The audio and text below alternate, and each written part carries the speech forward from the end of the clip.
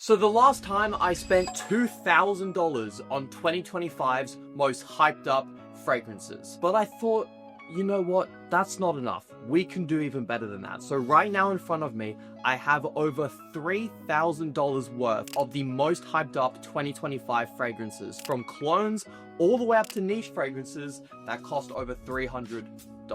Let's unbox all of these fragrances and see which ones are actually worth it. Starting off with the clone fragrances I've picked up. There is 7 here in total. I have opened 4, tested 4, but there are 3 that I'm yet to unbox. Starting off with a recent one from the brand Afnan.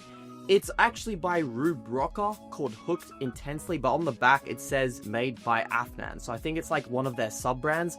But what this is, essentially, it's one of the first dupes of Strong With You Intensely that I've seen out on the market. When I was out shopping in Miami, I went to a nearby dupe fragrance store. It was like 5 minutes from my hotel. They had everything, you know, Game of Spades, Armaf, every brand you could think of. But this was the one that stood out to me because the color of the bottle looks exactly like a Strong With You Intensely bottle. It looked exactly like Strong With You Intensely, and it's called Hooked Intensely. So it didn't take a genius to work out what this was trying to dupe. And it actually gets really, really close to the real Strong With You Intensely. The main difference I pick up on is that the cinnamon is basically non-existent in Hooked Intensely, and it's just a little bit less sweet and spicy. It's kind of like a more mature Stronger With You Intensely, but not mature in like the boozy route that a Stronger With You absolutely takes. I think this is solid. The performance is right up there with the real Intensely. For me though, nothing will beat the real thing. Even the atomizer in this one is better.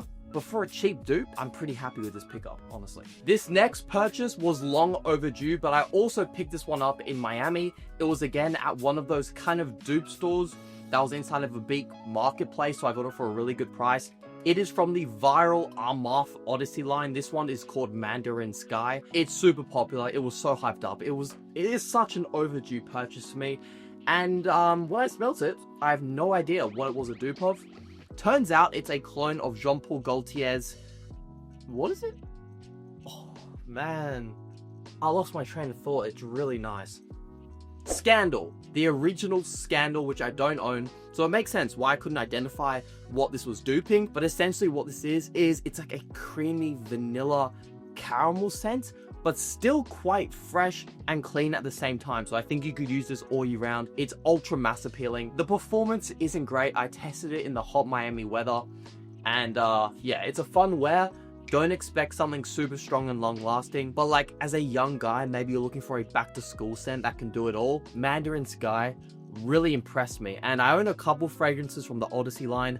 This one might just be my favorite, and I've only had it for about 2 weeks now. The next 2 weren't pickups in Miami either 2 weeks ago when I was in Miami, but these were sent to me by Maison Asrar. We have Faris Al Harib and Muharib, and yes, these bottles look absolutely crazy. They're about $50 each on discounters. If you want to get those even cheaper or get any of these fragrances in this video cheaper, here are all my active discount codes.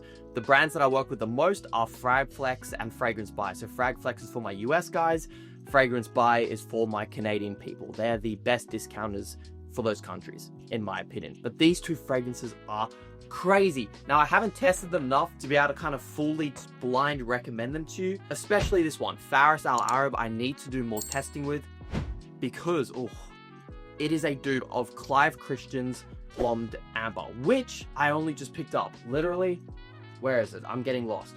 It still hasn't even been unboxed yet, so I can't tell you how close this thing is to the real Blonde Amber, but it's this really resinous, super, obviously, as the name suggests, ambery vanilla fragrance. It's very complex, also has booziness. I think it has rose as well. It's a pretty crazy high quality scent for just $50, and the performance seems decent, about 6 to 7 hours of longevity. Not as good as the real Blonde Amber's performance, at least that's what I've heard, but it's solid. I'm not going to tell you to go blindly pick it up because I don't know how close it is to the real Blonde Amber.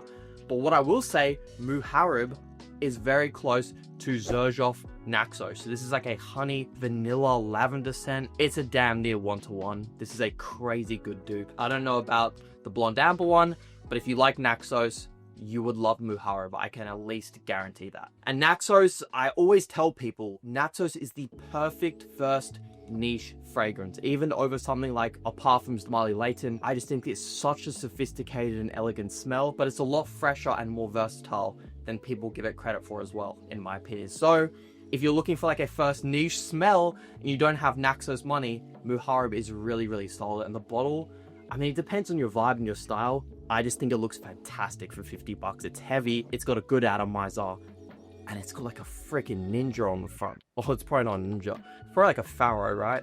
Naxos, pharaoh, I feel like they kind of go hand in hand. It is also time to unbox some Dupe fragrances. We've already opened and tried these. Let's move them over here. Starting with French Avenue's Atlantis Extrait, super hyped up online because it is duping one of the most hyped up niche fragrances right now called Room 1015 Wave Chart. Yeah. Oh man, French Avenue are just killing it right now. It's in terms of everything. Smell quality, bottle design, overall presentation. This looks fantastic. And this is actually my second bottle of the fragrance. I sell samples at fbfragrances.store, and this one has been going absolutely crazy on there, and it's so good. It just smells like sugary watermelon Jolly Rancher candies. I don't know if you guys have had Jolly Ranchers. If you had a good childhood like me growing up, you probably know what Jolly Ranchers at least tastes like. It's like that almost synthetic gummy bear sweet type of scent, but this one also has coconut, it has vanilla. It's just like the ultimate fun summer fragrance when you don't want to take yourself too seriously. You're not trying to smell super sophisticated, you're just trying to smell sugary, sweet, and fruity. That's exactly what Atlantis Extrait does, and it does a great job of it. And I love Room 1015 Wave Child. I have just put an absolute dent in my bottle already, and I've only had it for about a month. Atlantis Extrait doesn't try Twist Wave Child. It's just a pretty close one-to-one with similar performance, so that 5 to 6 hours of longevity with soft to moderate projection. Just a really solid dupe through and through. There's nothing I can really critique about it. I will say though, Wave Child isn't the most crazy, complex, or unique scent in the world, so don't buy this expecting, you know, something crazy like a freaking Clive Christian Blonde Amber, because that's just not what this fragrance is trying to be. Up next, we have Lattafa's Vintage Radio, one of the best-selling fragrances, full stop, of 2025. I know the owner of Private Blends Australia, who is the biggest cologne fragrance retailer in Australia, and Vintage Radio is in his top 5 best-selling colognes right now. Oh, come on. Don't be shy. There we go. Oh man, look at this. This is just crazy. Unbelievable presentation from just all of these Middle Eastern brands right now. So this is my second bottle of Vintage Radio. I'm very familiar with the scent profile. It is a dupe of Inicio's Paragon, which is an interesting fragrance. And for the price, wow, yeah. It's such a unique and interesting scent. It's just not for me personally. It's not something I gravitate towards a lot. But if you do like those really sweet and fruity fragrances that are very unisex, arguably even a bit feminine, Vintage Radio could be right up your alley. It's very prominent on the plum though. It's quite like a rich, jammy plum that really it's very in your face and sweet. It's creamy, it has an addictive kind of pull to it. I feel like if you wear this fragrance, people would really want to gravitate towards you. It's a very sexy, addictive scent. Again, it's just not for me. It's a little bit too sweet. Arguably for me, a little bit too feminine as well. But Vintage Radio, if you like an Inicio Paragon, you like the smell of plum, definitely check it out. And finally, I have a new dupe of Amouage Outlands called Ramad Oriental by Arabia Prestige, but I'm not actually going to be unboxing it in this video. And spoiler, I'm not going to be unboxing the real Amouage Outlands either. I'm going to be saving this one for its very own comparison blind unboxing video. Let me know if that sounds of interest to you, because I'm so excited to finally get my hands on Amouage Outlands, and apparently it's been duped already by Arabia Prestige as well, and Arabia rarely ever miss. So we're going to see it this time. It's an exception, and they completely fucked it over.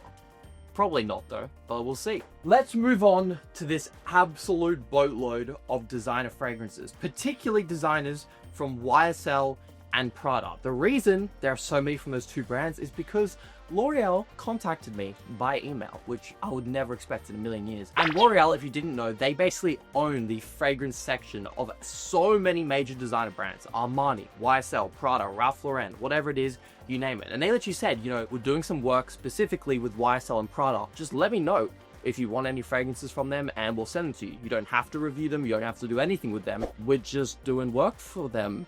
And I just started typing and typing and typing. Sent them a list of about 20 fragrances and about 10 rocked up at my house a week later. Praise the fragrance fucking gods.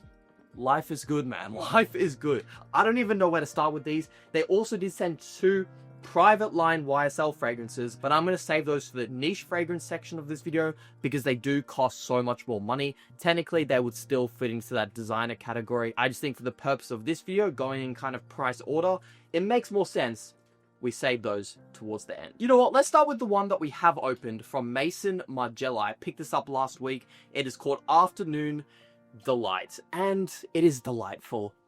Such a just fluffy, simple, but elegant vanilla heavy fragrance. Very unisex, quite clean. It's not doing too much, but as someone who just loves the smell of like pure vanilla, something like a Mind Games Queening or a Nishani Ani, Afternoon Delight is right up my alley. And if you like those kind of gourmand, vanilla-y type of scents, but this one's actually quite clean and safe even for the office or school. Definitely check it out. It also won a Fragrance of the Year award, I believe, this year. I'm not sure, you know, the department that awarded them that, but that's just what I've heard. And look, on Fragrantica, it has quite savage reviews. It only has about a 3.6 out of 5.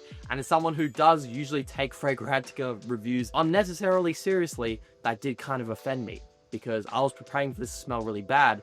So when I unboxed it, I was pleasantly surprised. And in my unboxing video, I did drop this on the floor and my light flashed before my eyes. It didn't break. I just blind bought this for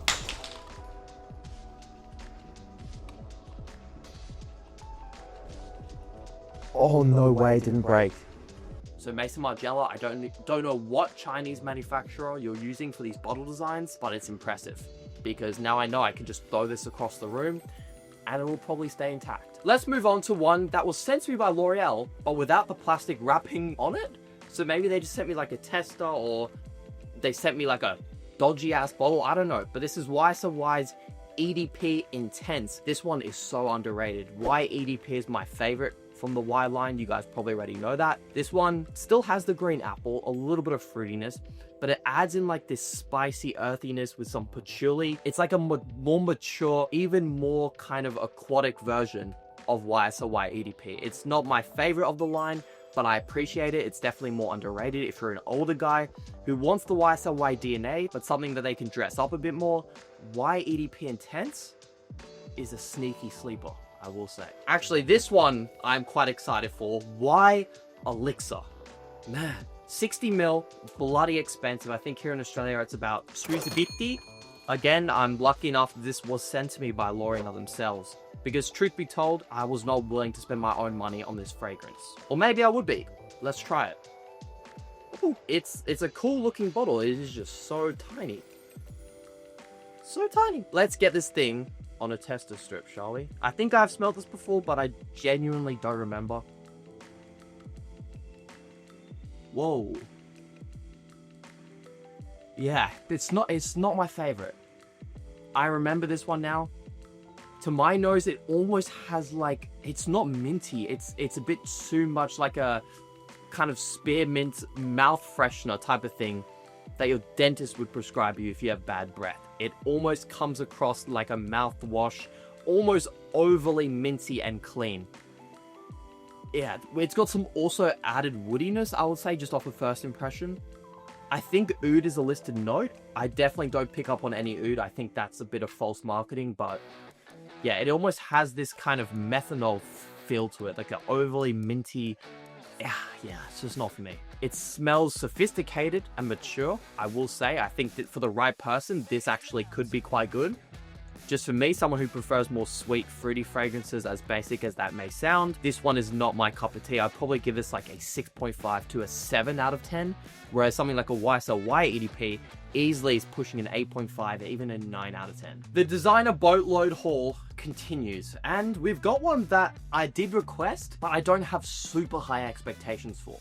I will admit, it is YSL Lana Nuit de l'Homme, but the eau de parfum version, because the original Lana Nuit de l'Homme smells fantastic, but the performance is not so good. It's basically like spraying scented water on yourself. It lasts genuinely on me only 3 to 4 hours, but I've heard that the EDP version greatly improves the performance and it still smells pretty damn good. So let's find out if that's true.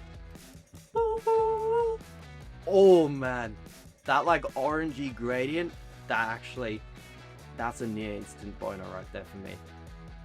Oh man. Well, at least the bottle is a big improvement over the original, at least. Smell-wise, I don't know. This is going to be a blind reaction, essentially. Please be good. Please be good. Nice. Oh, I love atomizers like that. They're not fully pressurized, but it's still like a good spritz. Oh, wow.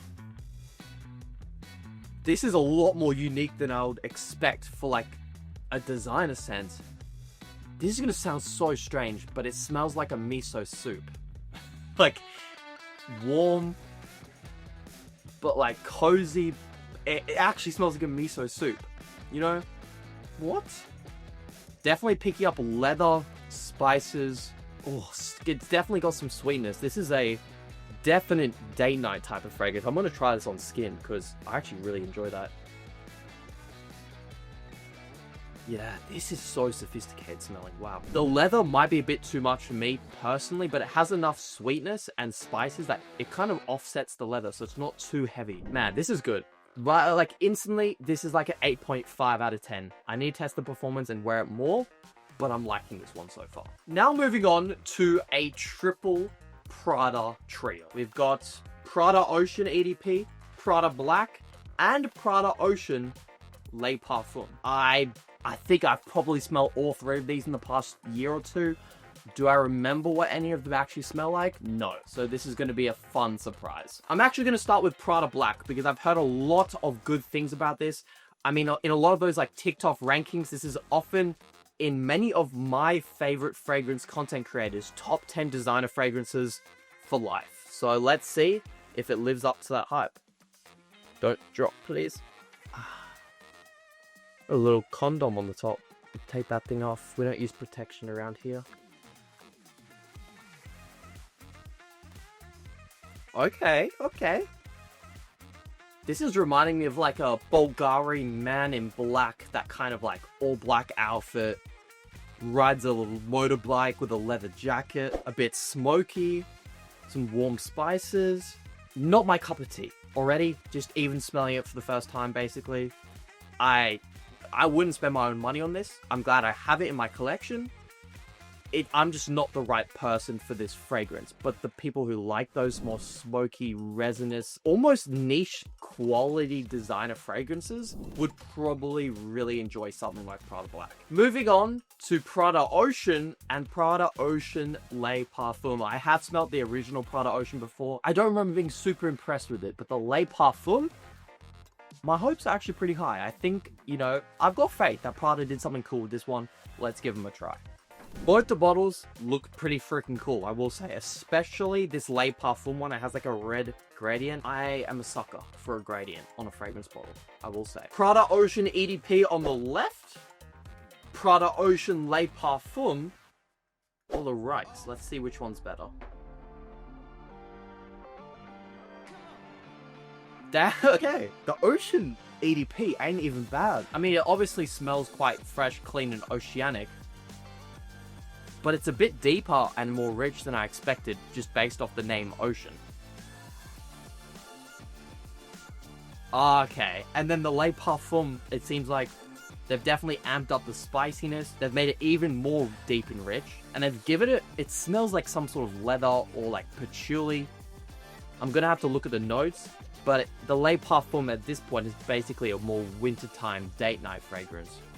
whereas Ocean EDP, much more aquatic and easy to wear. So it just depends on your taste. But both of these, off first impression, smell good. Probably both around that 7.5 out of 10 mark. Finally, we have Prada L'Homme Intense and then just the OG Prada L'Homme. I honestly have been talking about these both a lot just in my regular YouTube videos because I personally have already owned both for a couple of years now. But let's quickly go through them.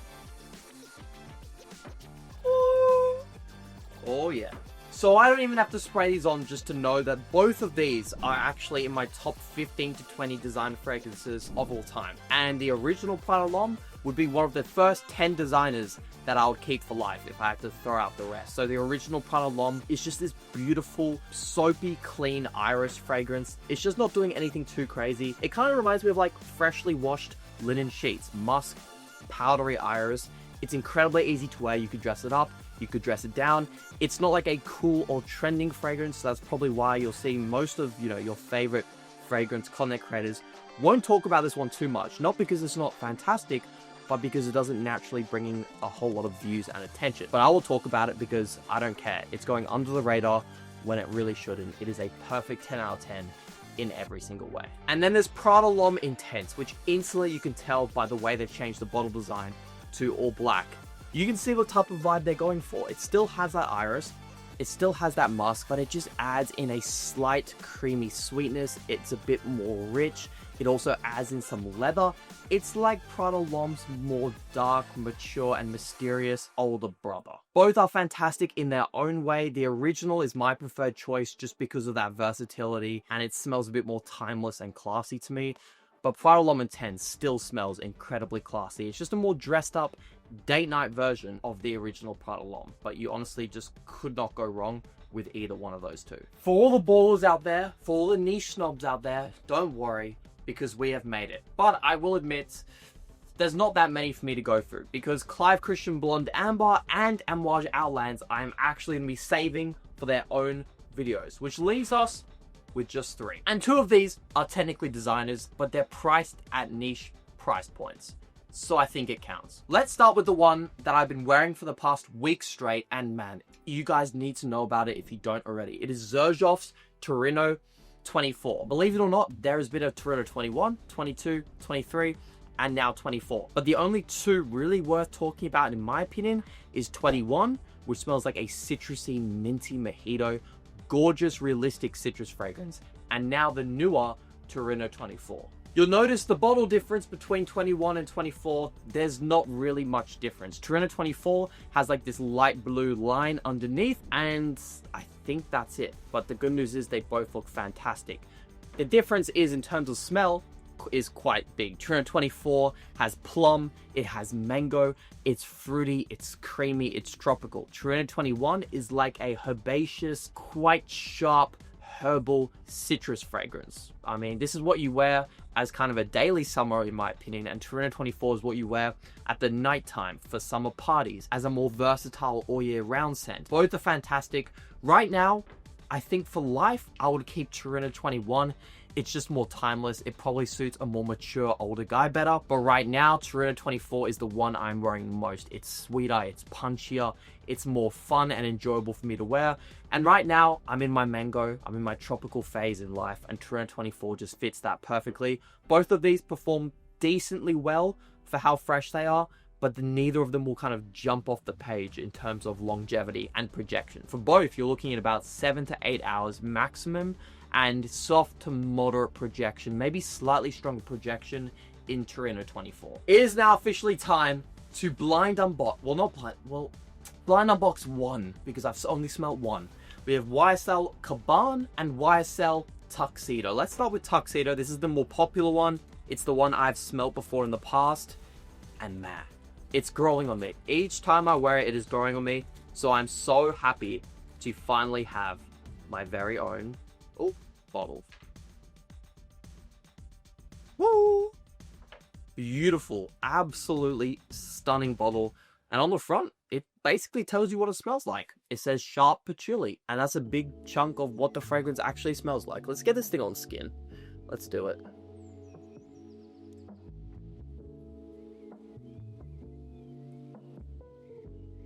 Whoa.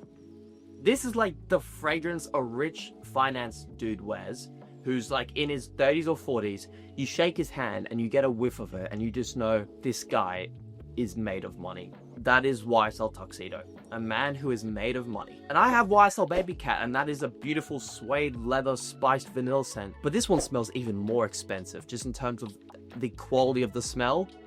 It's right on par with Baby Cat, if not even more sophisticated smelling. It's earthy, it's spicy, it's dense. This is like a winter only fragrance. Like, I could not, like right now we're going into the summer in Australia. I'm putting this on my shelf and not picking it up for another 4 to 6 months until I get at least a cool breeze outside. But once that cool breeze hits, I cannot wait to wear this. The final fragrance we're going to be unboxing, the final niche-ish fragrance, is YSL's Cabane. It says fascinating tonka on the front, and tonka bean, if it comes across like a vanilla-y tonka bean, I'm gonna love this fragrance. It's also COLOGNE's, I don't want to say favorite fragrance of all time, but I seem to remember him saying in one of his videos that it's his favorite design. I don't know. I'm just excited. I've heard lots of good things about it. Oh yeah, when you get that orangey color, you just know. This one we're gonna go on skin too. I have no idea the notes or anything. This is a complete blind reaction. Wow. Nutty. Caramel. That's what I'm picking up. Nutty. Smells like a dessert. It's a lot more gourmand than I expected. Very unisex. Creamy. Tiny bit spicy. Maybe some kind of suede leather in the base. It smells unbelievable. I'm putting this on. Next date night with my girlfriend, I'm gonna wear this. I'm gonna go look up the notes. This is incredible. We got elemi, which looks like some sort of amber. We got pink and black pepper, which gives it the spiciness. Tonka, patchouli, sandalwood, but it's like a creamy sandalwood. It almost gives like a caramel. It's not full dessert because it has the woodiness. Man, I'm gonna wear this thing more, and you guys should prepare to see yourself. Actually, you should prepare to see both of these mentioned a lot in videos to come. They're fantastic. Tuxedo and Cabane. I think I like both even more than YSL Baby Cat, which is fantastic in and of itself. That is going to wrap up this video on unboxing. I want to say 15 plus fragrances, at least $3,000 worth of the most hyped up 2025 colognes. Like and subscribe if you guys enjoyed the video. You can click somewhere up here to keep watching me, and also let me know in the comments if you want to see more of these unboxing style hauls, because every single month it seems like I'm getting more and more fragrances that I could potentially unbox. So let me know if you love these videos. I'll catch you guys in the next one.